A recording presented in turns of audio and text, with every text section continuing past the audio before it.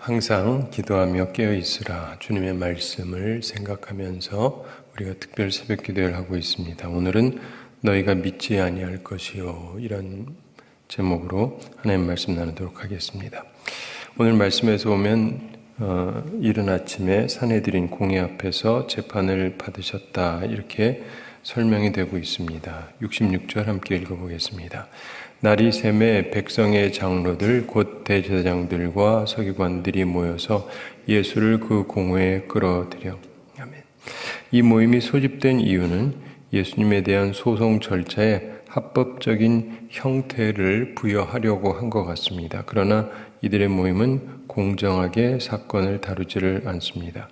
67절 함께 읽어보겠습니다. 이르되 내가 그리스도이거든 우리에게 말하라. 대답하시되 내가 말할지라도 너희가 믿지 아니할 것이요. 아멘. 이르되 내가 그리스도이거든 우리에게 말하라. 그들의 질문이 굉장히 명확합니다. 어젯밤 이들이 찾아서 얻은 증거들이 서로 일치하지 않았습니다. 가야바가 책임 맡고 있는 이 기관, 예수님을 사형에 처하기에 충분한 고소를 공식적으로 제기하고 싶었습니다. 그래서 그런 진술을 하도록 예수님에게 요구하고 있는 것입니다. 이해가 되시나요? 사형시키려고 질문을 하는 거예요. 진짜 죄가 명확해서라기보다 사형을 시키려고, 답은 정해졌어요, 어차피. 답을 정해놓고 사형을 시키려면 죄를 뒤집어 씌워야 되잖아요. 아무거나 가지고 사형을 시킬 수는 없으니까. 그래서 네가 그리스도이거든 우리에게 말하라 라고 얘기를 한 것입니다. 근데 예수님이 뭐라고 말씀하시냐면 대답하시되 내가 말할지라도 너희가 믿지 아니할 것이요, 이런 말씀을 합니다. 이들은 편견을 가졌기 때문에 말해도 믿지 않을 거라고 답하십니다. 예수님이 그리스도면은 사형을 당해야 되는 게 아니죠. 예?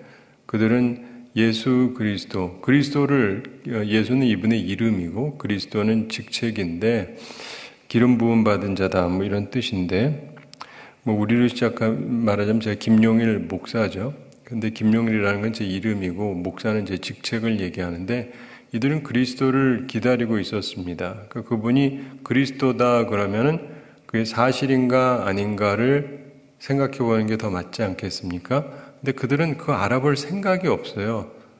넌 아니다요, 넌 아니다. 저 목사 맞거든요? 근데 너 목사 아니래요. 이런 얘기랑 비슷한 얘기예요. 그러니까 예수님이 말씀하시는 게 내가 말해도 너희가 믿지 아니할 거다.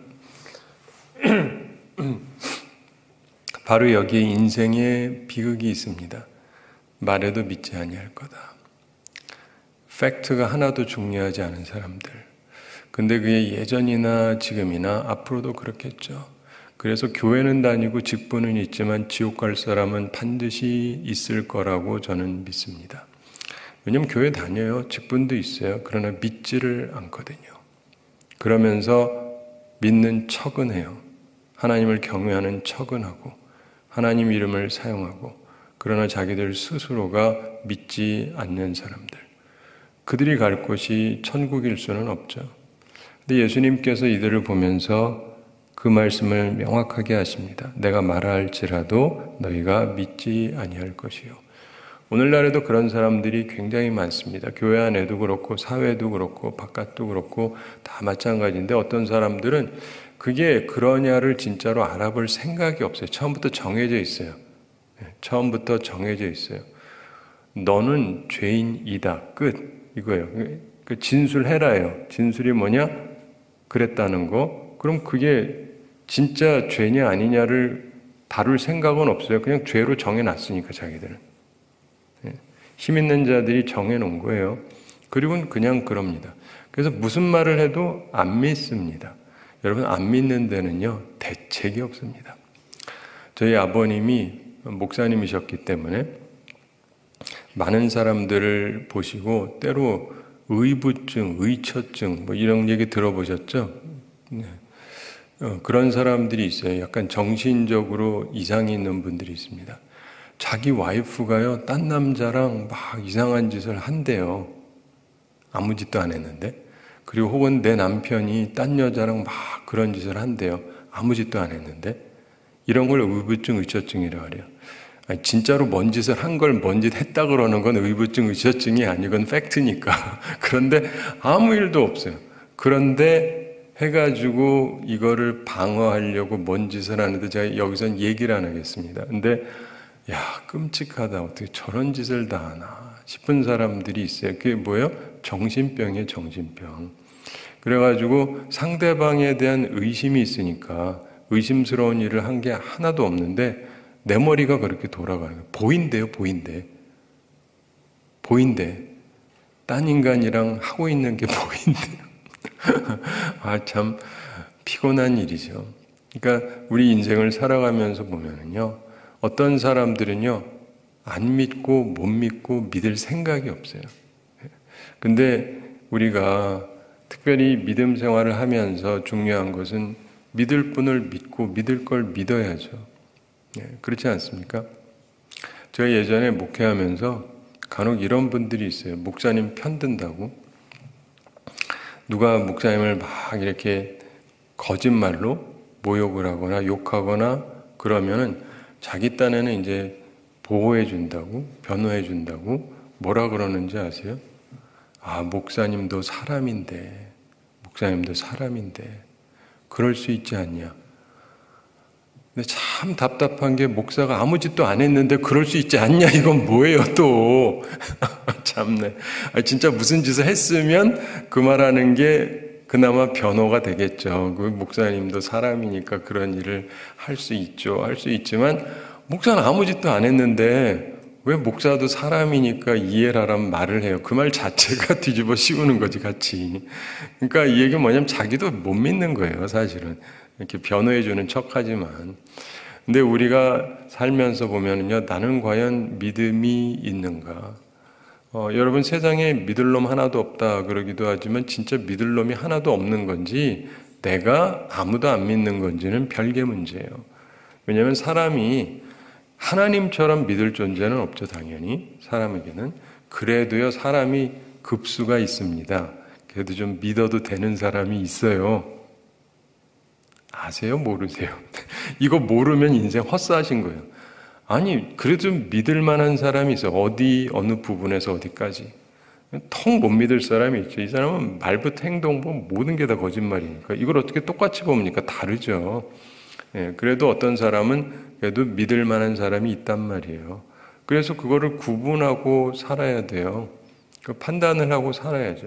근데 어떤 사람은 그냥 무조건 아무도 안 믿어. 뭔 얘기만 나오면 그럼 그렇지.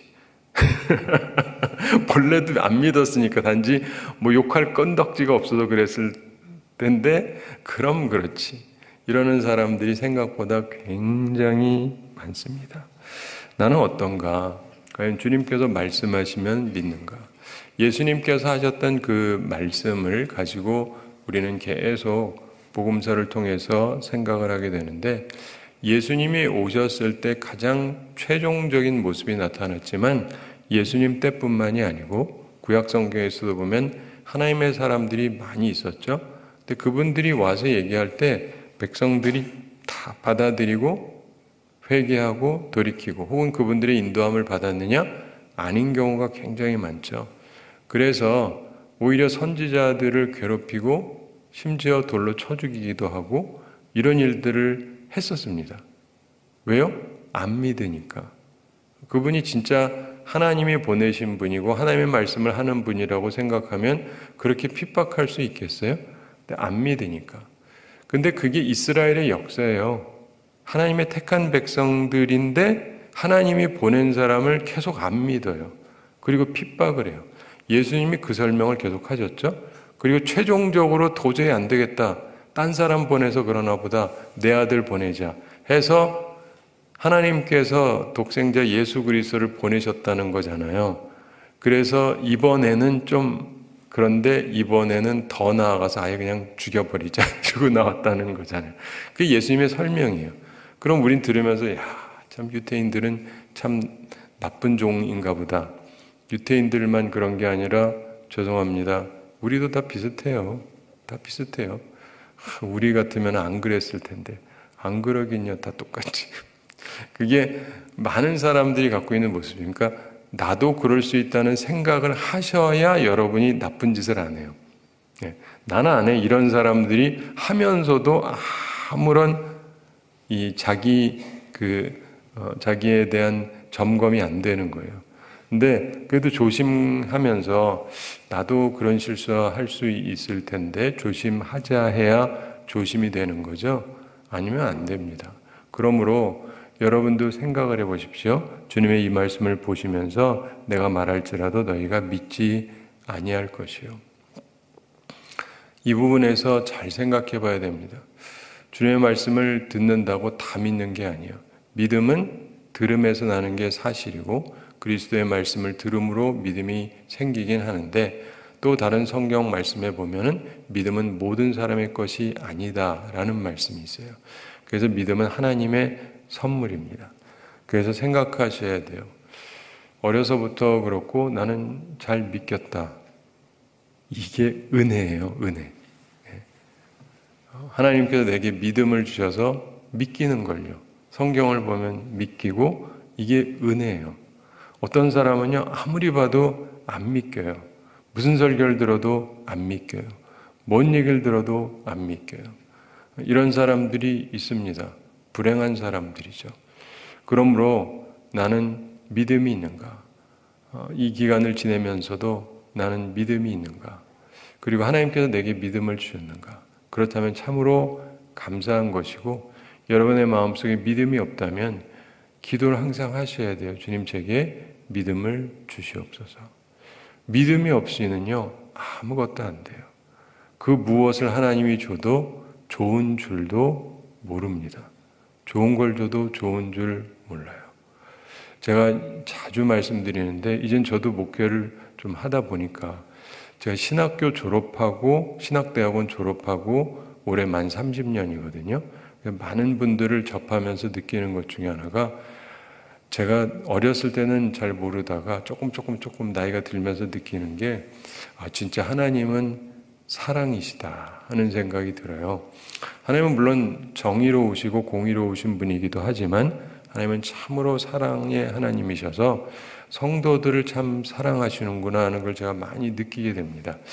죄송합니다. 저는 교우들이 다 마음에 들지 않아요. 근데 하나님께서는 그래도 사랑하시는 것 같아요. 어떤 경우는 어떤 교회 가보면 진짜 교인들이 다 못됐어요. 이런 사람들. 근데 하나님은 그래도 사랑하시는 것 같아요. 제가 지금 그냥 하는 말이 아니에요. 듣기 좋으라는 말이 아니라 제가 계속 하나님에 대해서 묵상하면서 느끼는 바가 그래요. 나 같으면 안 해줄 텐데. 근데 하나님께서는 참 희한하게 죄인인 우리들을 여전히 사랑하시는구나. 그런 걸 제가 참 많이 느낍니다.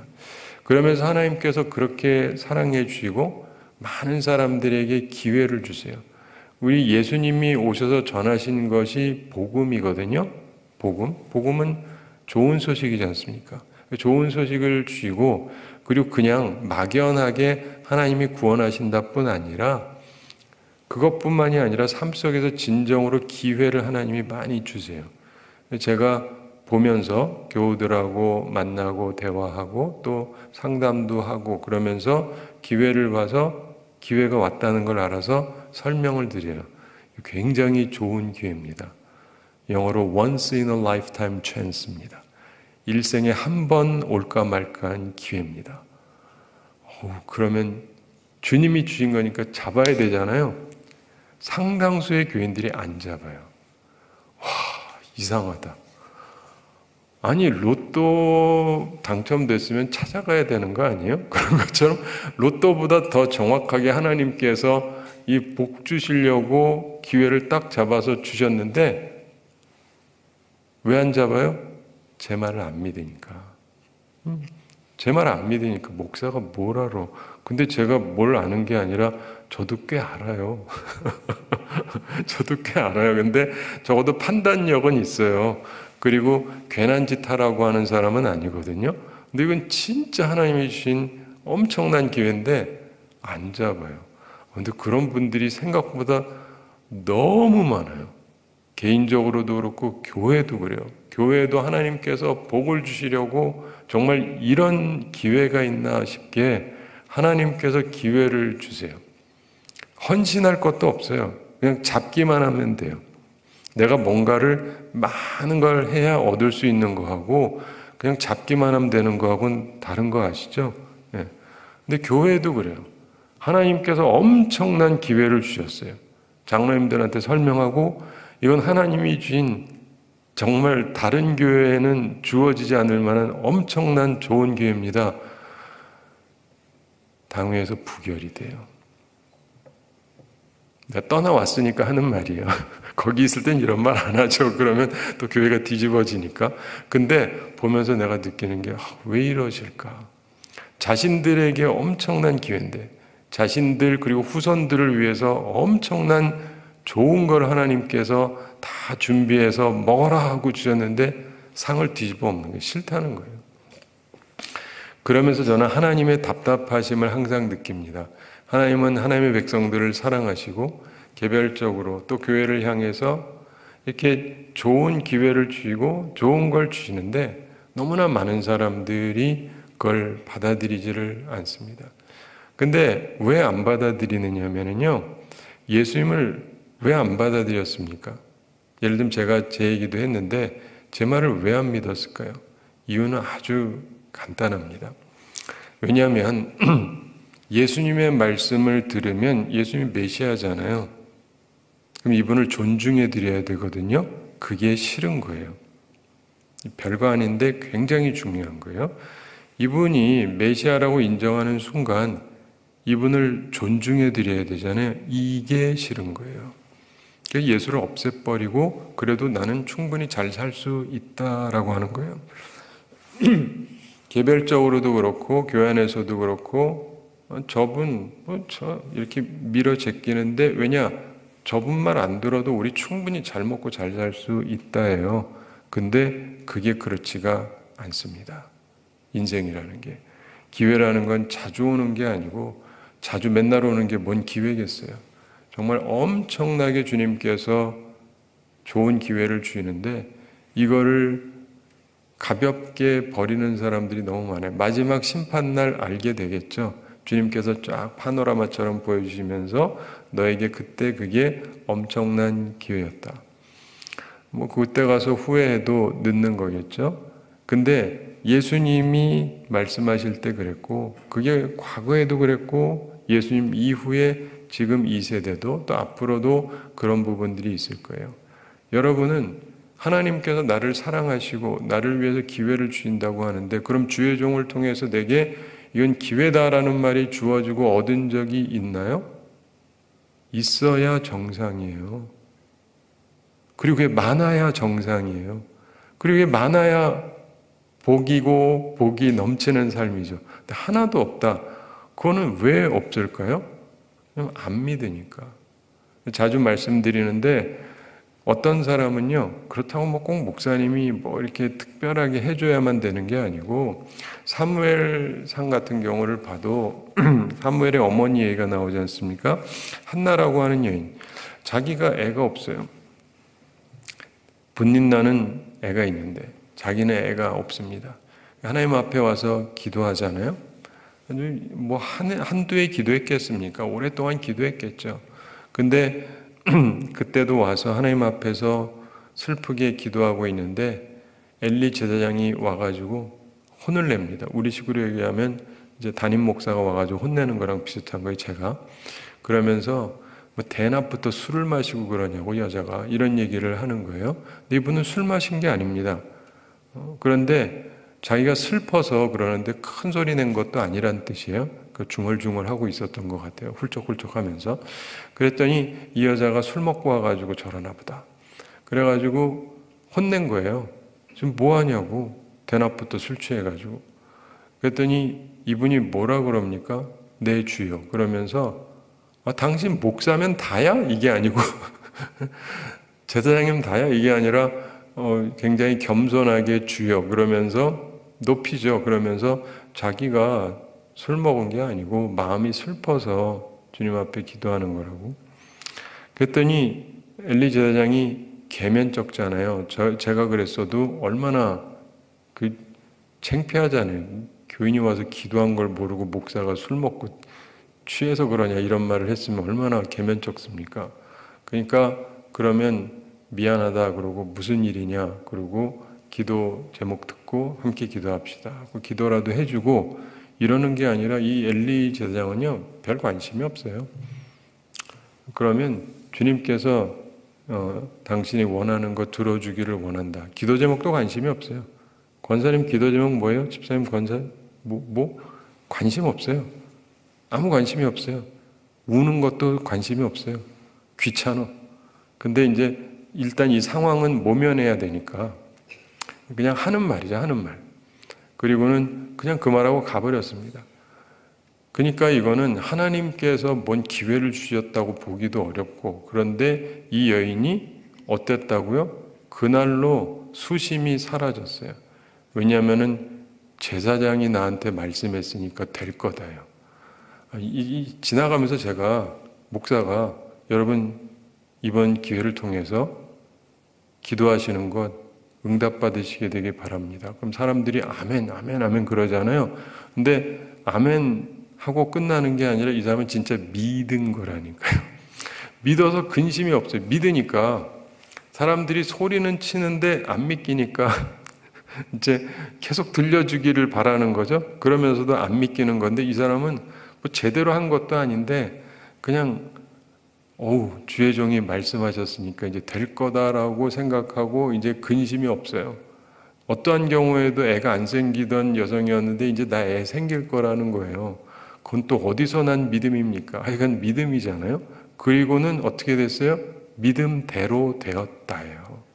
믿음대로 되었다. 그러니까 하나님께서는요, 하나님의 종이 훌륭한 사람이어서도 아니고 이 사람이 정말 애를 많이 썼기 때문도 아니고 이 여인이 저 형편없는 제사장, 자식들도 개판으로 키운 형편없는 제사장, 집안이 개판인 제사장. 근데 그 제사장이 자기 일에도 관심도 없어요. 근데 지나가면서 그냥 계면적으니까 한마디 주님께서 기도 들어주시기를 원한다라고 했다고 이걸 기회라고 생각하고 붙잡은 거예요. 주님이 이루어 주실 것이다. 그랬더니 주님께서 들어주신 거예요. 이걸 보셔야 돼요. 그러니까 어떤 사람은 정말 누가 봐도 괜찮은 목회자도 없고 괜찮은 분도 없어요. 그런데도 복 받는 사람들이 있다니까요. 그 와중에도 자기가 믿음을 가지고 붙잡으니까 제가 보면서 참 신기하다고 느껴요. 어떻게 저런 교회에서 어떻게 저런 목사 밑에서 저렇게 은혜를 받으며 복을 받나. 죄송합니다. 근데 제가 목사지만 그러니까 이게 보이잖아요. 근데 참 신기하다. 근데 그건 그분의 밭이 좋은 거예요. 마음밭이. 그리고 어떤 사람들은 좋은 목회자가 있어도 은혜 하나도 못 받아요. 심지어 예수님이 와도 못 받는 사람은 못 받는다고요. 나는 어떤가 생각해 보시기 바랍니다. 우리 68절 함께 읽어보겠습니다. 내가 물어도 너희가 대답하지 아니할 것이니라. 만약에 예수님께서 질문을 하시면 이들이 또한 바른 대답을 하지 않을 거라고 말씀하십니다. 왜냐하면 마음이 삐뚤어져 있으니까요. 69절 함께 읽어보겠습니다. 그러나 이제부터는 인자가 하나님의 권능의 우편에 앉아 있으리라 하시니. 아멘.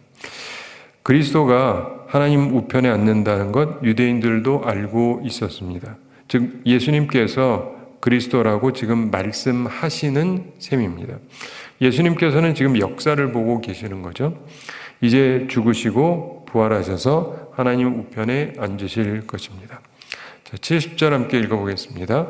다 이르되 그러면 내가 하나님의 아들이냐 대답하시되 너희들이 내가 그라고 말하고 있느니라. 아멘. 다 이르되 그러면 내가 하나님의 아들이냐. 그들이 질문합니다. 네가 하나님의 아들이냐? 요거 말하면은 잡아 죽여야지 하고 하는 거예요. 그랬더니 예수님이 뭐라 그럽니까?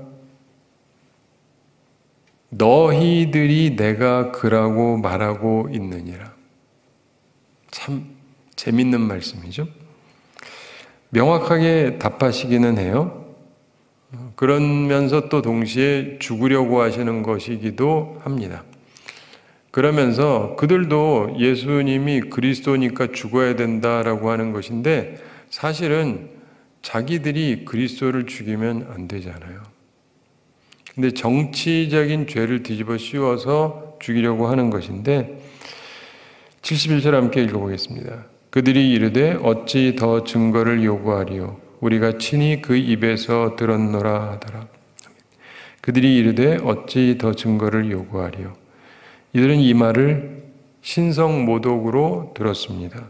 왜냐? 예수님을 믿지 않았기 때문이죠. 우리가 친히 그 입에서 들었노라 하더라. 대제사장은 다른 곳에 보면 자기 옷을 찢습니다. 근데 그거 아세요? 대제사장은요, 자기 옷, 우리식으로 하면 가운을 절대로 찢으면 안 돼요. 하나님의 법이에요. 근데 참남하다 그러면 자기가 찢어버려요. 자기 분노를 표현하라고. 또한 사람들은 더 이상 증거가 필요 없다고 말합니다. 즉 믿지 않는 것이죠. 사랑하는 성도 여러분, 과하게 나가지 마세요. 제사장이 자기 옷 찢었죠? 그러면서 그 직분을 못하게 됩니다. 대대로. 완전히 망하게 되잖아요. 집안이. 하나님 앞에서 도가 지나치게 반응하면 안 돼요. 저쪽을 죽이기 위해서 내가 도가 지나치게 반응을 하는 순간 하나님이 가만히 계시질 않아요. 제가 예전에 어떤 분을 알고 있었는데 그분이 나이 많으신 분이에요. 근데 제가 젊었을 때 뵙던 분 중에 한 분인데 이분이 자기가 굉장히 존경하는 어떤 목사님이 있는데 그분이 자주 하시던 말씀이 있다. 그러면서 그 얘기를 자주 인용해서 하세요. 그게 뭐냐면 사람 사이에서 알아서 정리가 돼야 된다. 근데 사람 사이에서 정리가 안 되면은 결국은 하나님께서 개입하신다. 하나님이 개입하시면 중상 내지 사망이기 때문에 굉장히 심각하다. 그러므로 거기까지 가지 않는 게 좋다. 이런 얘기를 많이 들었다는 거예요. 그러면서 자주 그런 얘기를 하셨는데 근데 제가 이렇게 보면은 죄송합니다. 그분 스스로가 자기를 안 돌아보는 것 같아요. 그분 스스로가 자기를 안 돌아보는 것 같아요.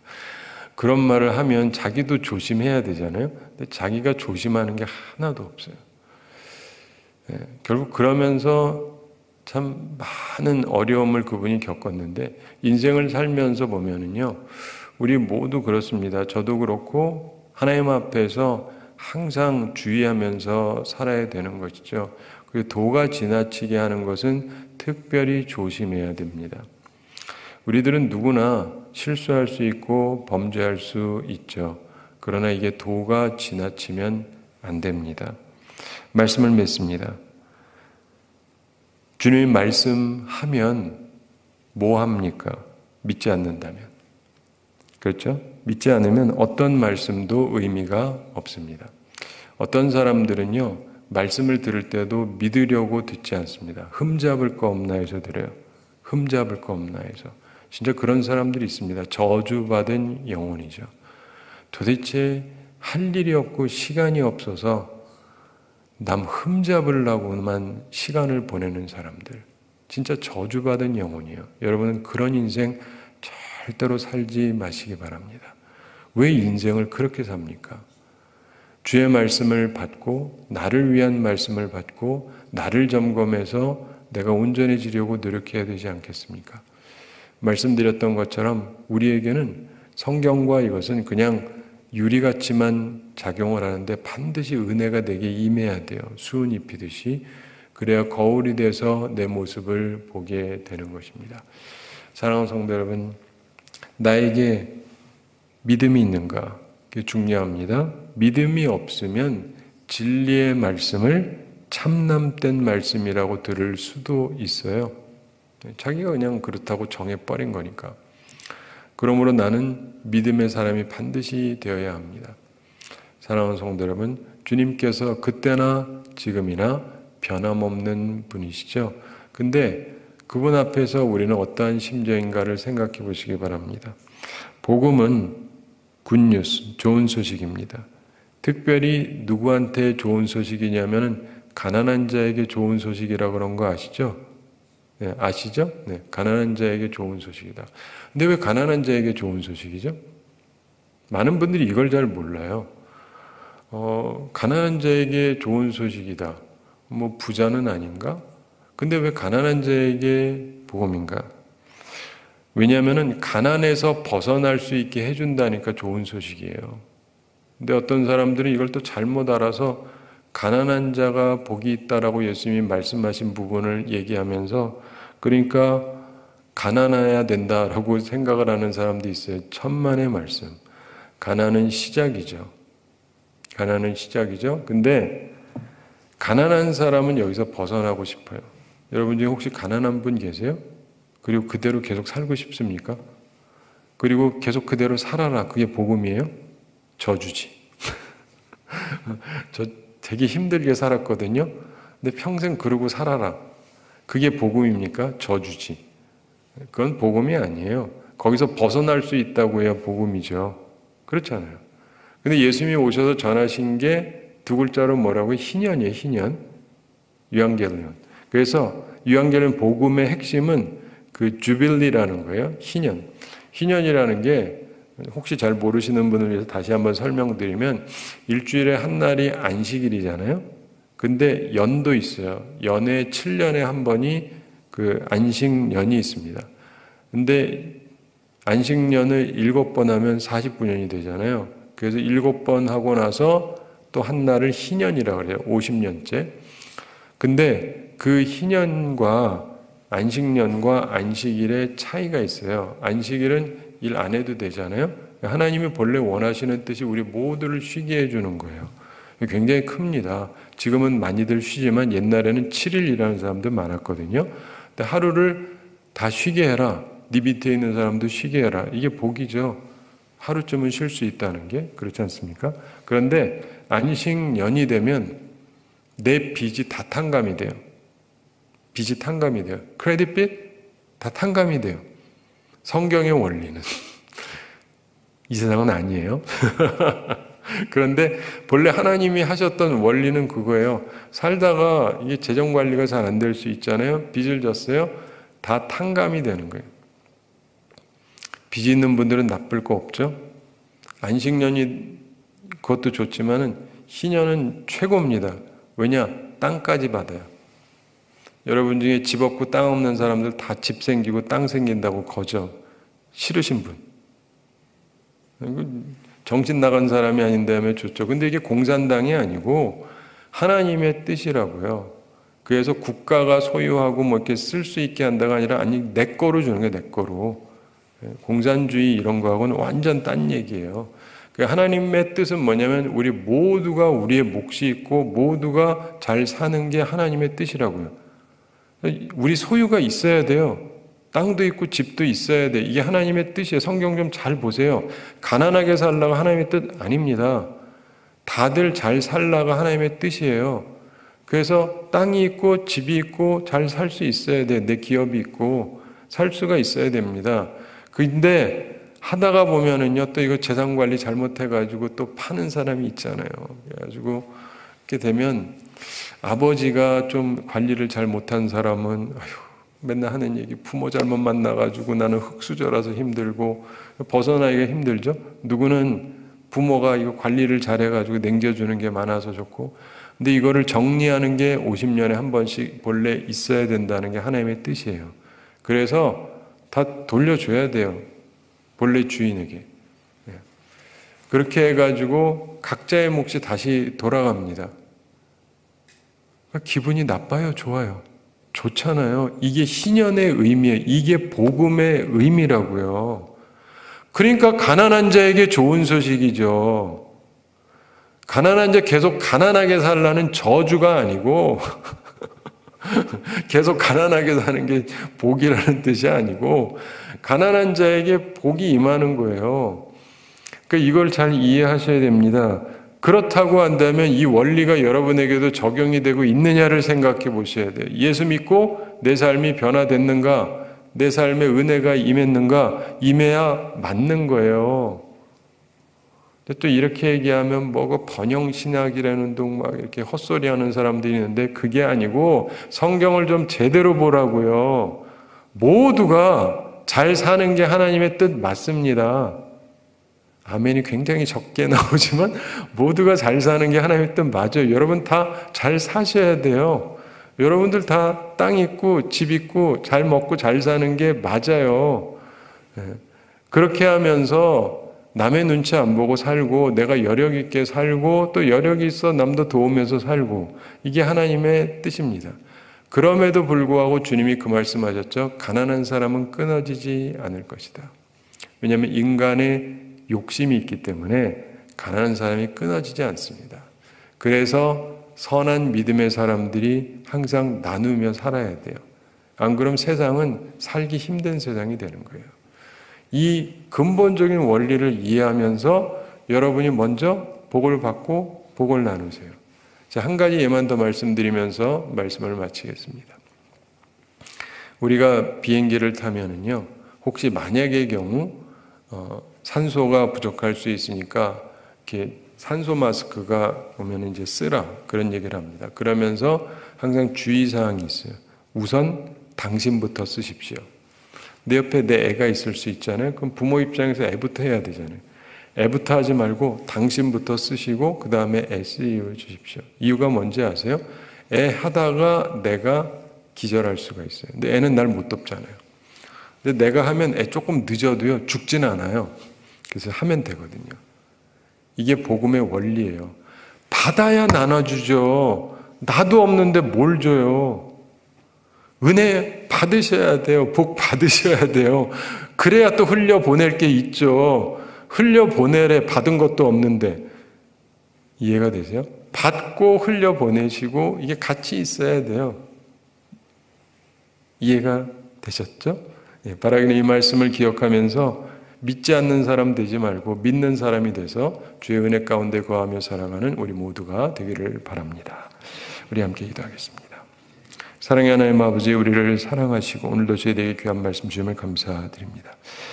예수님을 사람들이 붙잡아 놓고 예수님에게 질문을 하지만 이미 그들의 답은 정해져 있었고 또 주님의 말씀을 들으려고 하지 않았기에 그들은 결국 멸망하게 된 것을 봅니다. 주님, 우리는 그런 사람들이 되지 말게 해주시고 주의 말씀에 귀를 기울이는 주의 사람들이 되게 하여 주시옵소서.